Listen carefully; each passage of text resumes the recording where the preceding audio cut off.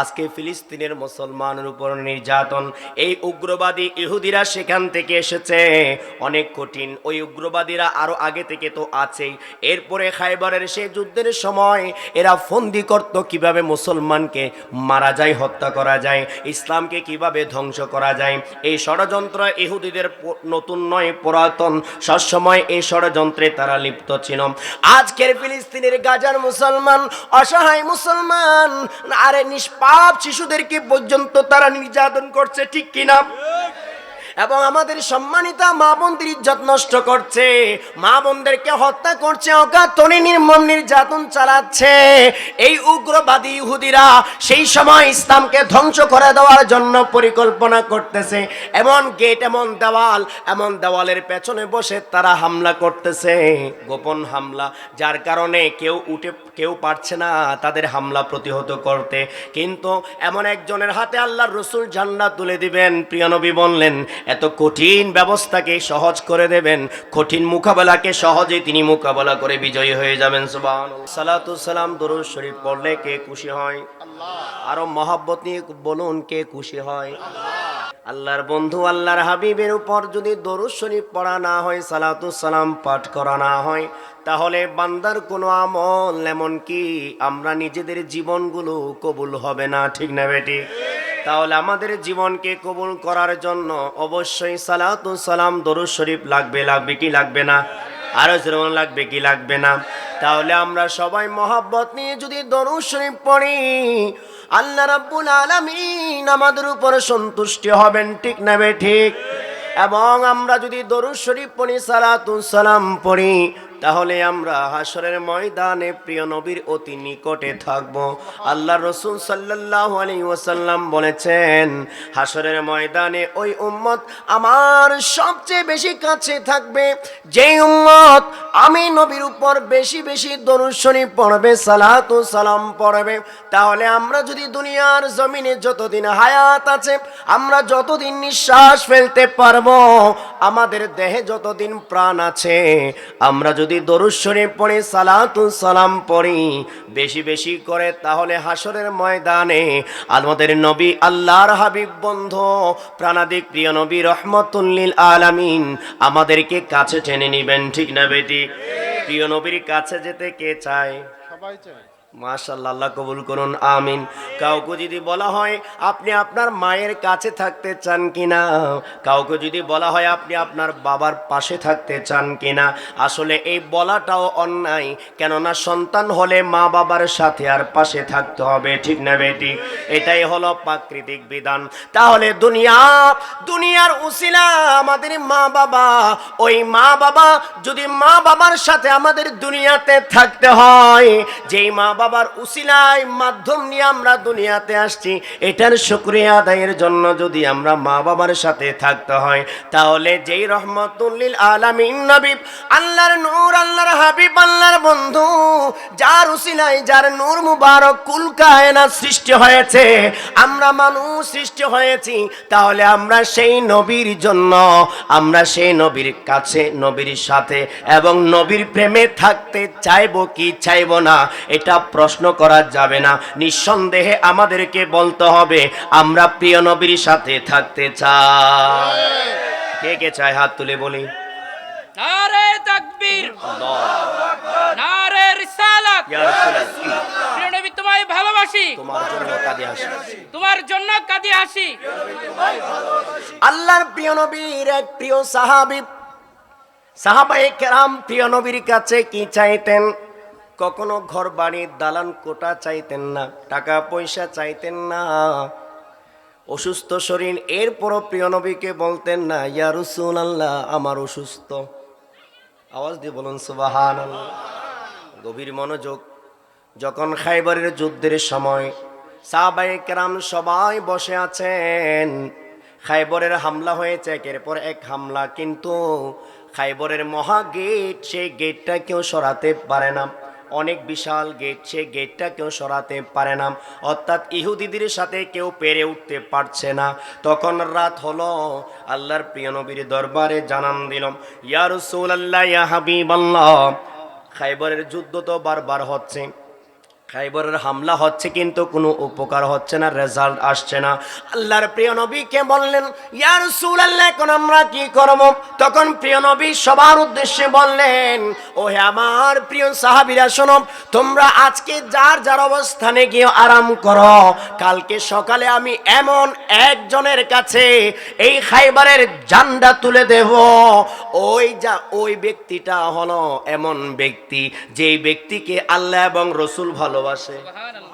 বুখারী শরীফের হাদিস, যেই ব্যক্তিকে আল্লাহ এবং রসুল ভালোবাসে, ইউহিব্বুল্লাহু ওয়া রাসূলুহু ওয়া ইউহিব্বুহু ওয়া রাসূলুহু, আল্লাহ এবং রসুল যে ব্যক্তিকে ভালোবাসে আর যেই ব্যক্তি আল্লাহ আল্লাহ রসুলকে ভালোবাসে। সুবহানাল্লাহ বলেন। সবাই তো আশা করতে পারেন, সাহাবায়ে কেরাম তো সবাই এই প্রেমের বহিঃপ্রকাশ, সাহাবায়ে কেরাম সবাই আল্লাহ আল্লাহর রসুলকে ভালোবাসেন, কিন্তু প্রকৃতপক্ষে এটাই যে আল্লাহ আল্লাহর রসুল কাকে ভালোবাসেন, কাকে বেশি পছন্দ করেন, এটা কেউ জানে না। তাই সবাই আশা নিয়ে বসে আছে, কালকের সকাল বুঝি আমার হবে, আল্লাহর প্রিয় নবী আমাকে বুঝি ঝান্ডা তুলে দিবেন। যত সাহাবায়ে কেরাম ছিলেন সবাই আশা নিয়ে বসে আছে।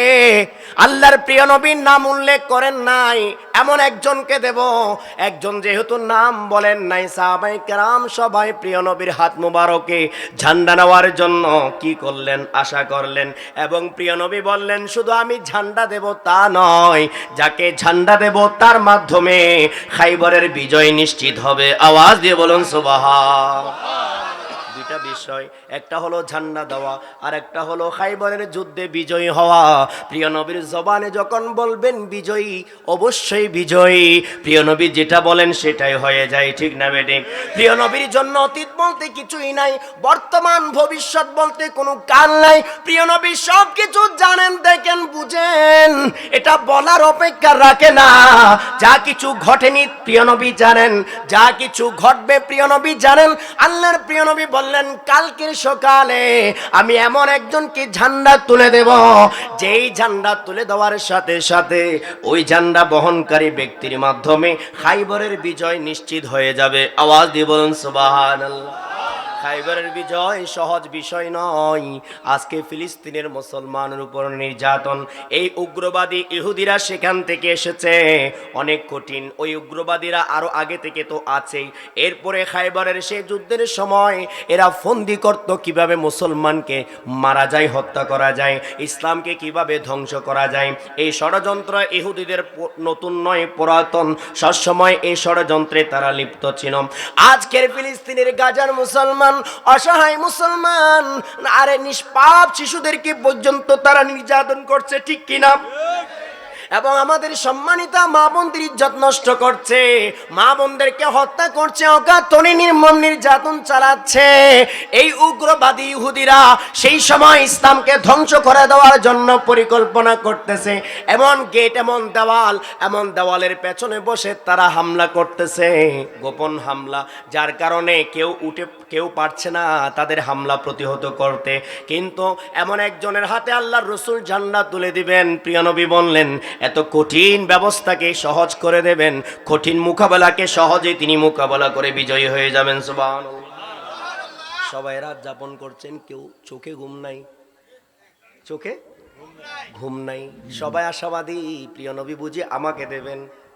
আর এই আশা নিয়ে আছেন, কিন্তু ঘুম যাচ্ছে না।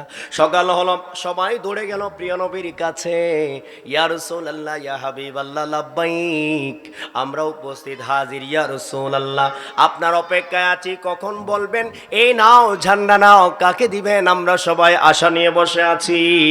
প্রিয় নবী দেখলেন যে সবাই আছে, কিন্তু একজন নাই, যার নাম আর কিছু নয়, যার নাম হলো মাওলা আলা, মাওলা আলী। আওয়াজ দিয়ে বলুন সুবহানাল্লাহ। সবাইকে দেখা যায়, কিন্তু আমার আলী কোথায়? সাহাবায়ে কেরামকে বললেন, ও হে আমার সাহাবীরা, এখন স্পষ্ট করে নাই, মাওলা আলীকে দেখা যাচ্ছে না। সাহাবায়ে কেরামকে বললেন, প্রিয় নবী, ও হে আমার প্রাণের সাহাবীরা, আমার আলী কই? তখন সাহাবীরা উত্তর দিলেন, ইয়া রাসূলুল্লাহ, ইয়া হাবিবাল্লাহ, তিনি তো চোখের যন্ত্রণা নিয়ে আছে, কষ্ট পাচ্ছেন, চোখের যন্ত্রণায় কষ্ট পাচ্ছে। এরপরেও প্রিয় নবীকে বলেন নাই, ইয়া রাসূলুল্লাহ, আমি কষ্ট পাচ্ছি। ইয়া রাসূলুল্লাহ আমি, কারণ এটা ওনাদের মূল চাহাত নয়। সবাই প্রিয় নবীর কাছে গেলেন, প্রিয় নবী বললেন আমার আলী কোথায়? সবাই বললেন ইয়া রাসূলুল্লাহ ইয়া হাবিবাল্লাহ, মাওলা আলা মাওলা আলী চোখের যন্ত্রণা নিয়ে আছে।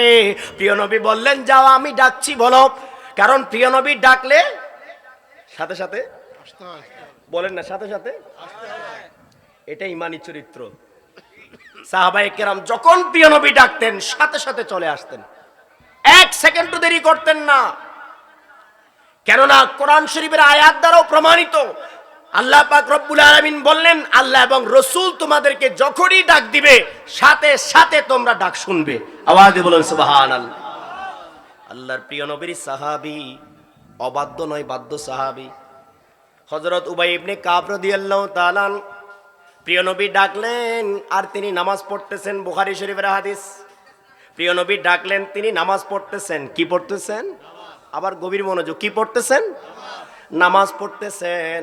প্রিয় নবী তাকে ডাক দিলেন, এরপরে প্রিয় নবী আর কিছু বললেন না। যখন দেরি হলো জিজ্ঞেস করা হলো ও হে উবাই তুমি কোথায় ছিলা, তোমাকে আমি ডেকেছি। তখন বললেন ইয়া রাসূলুল্লাহ আমি নামাজে ছিলাম, নামাজ শেষ করে আমি তাড়াতাড়ি দৌড়ে আপনার দরবারে আসলাম। প্রিয় নবী বললেন উবাই তুমি কি কোরআন শরীফের আয়াত পাও নাই? আমার আল্লাহ নাজিল করেছেন আল্লাহ রাসূল যখন তোমাদেরকে ডাক দেবে যেই অবস্থায় থাকো না কেন সেই অবস্থায় তোমরা ডাকে সাড়া দেবে। আওয়াজ দিয়ে বলুন সুবহানাল্লাহ। নামাজে থাকলেও সাড়া দিতে হবে, নামাজে থাকলো তাহলে বোঝা গেল ইবাদতের মূল প্রিয় নবী। প্রিয় নবীর প্রেমের নামই ইবাদত। যে ইবাদতে প্রিয় নবীর প্রেম নাই সেটা ইবাদত নয়, এটা শয়তানের গোলামি হয়, সেটা উইটক বৈঠক হয়, নামাজ হয় না। ওই নামাজই প্রকৃত নামাজ যেই নামাজে প্রিয় নবীর প্রেম আছে, ওই রোজাই প্রকৃত রোজা যেই রোজাই প্রিয় নবীর প্রেম আছে, ওই ইবাদত প্রকৃত ইবাদত যেই ইবাদতে প্রিয় নবীর প্রেম আছে। আওয়াজ দিয়ে বলেন সুবহানাল্লাহ। প্রিয় নবী বললেন হ্যাঁ উবাই তুমি কেন দেরি করলে? তখন উবাই ইবনে কাব রাদিয়াল্লাহু তাআলা আনহু বললেন ইয়া রাসূলুল্লাহ আমি তো নামাজরত ছিলাম, নামাজ শেষ করে আপনার দরবারে আসলাম, একটু দেরি করি নাই। কিন্তু প্রিয় নবী বুঝাতে চাইলেন তুমি নামাজ ছেড়ে কেন আমার কাছে আসো নাই? আমি তোমাকে ডেকেছি, তোমার ওয়াজিব ছিল, আবশ্যক ছিল নামাজ ছেড়ে আমার কাছে আসা। আওয়াজ দিয়ে বলুন সুবহানাল্লাহ। অনেকেই বলে নামাজের মধ্যে প্রিয় নবীর খেয়াল ধ্যান থাকলে নাকি নামাজ হয় না। নাউজুবিল্লাহ বলেন না। আর এখানে বোঝা গেল বুখারী শরীফের হাদিস দ্বারা প্রিয় নবীর খেয়াল না থাকলে নামাজ হয় না, ঠিক কি না? প্রিয় নবীর খেয়াল না থাকলে, প্রিয় নবীর খেয়াল থাকতে হবে, প্রিয় নবীর স্মরণ থাকতে হবে, প্রিয় নবীর প্রেম থাকতে হবে। যখনই যে অবস্থায় প্রিয় নবী ডাক দিবেন সাথে সাথে লাব্বাইকা ইয়া রাসূলুল্লাহ, আমার জান মাল সব কিছু আপনার দরবারে কুরবান। আওয়াজ দিয়ে বলেন সুবহানাল্লাহ। এ না হইলে উম্মত হলে এমন হতে হবে যেটা সাহাবায়ে কেরাম আমাদেরকে শিক্ষা দিয়েছেন। অনেকে ছিল প্রিয় নবী ডাকলেও আসতো না, এরকম ছিল কিনা? হ্যাঁ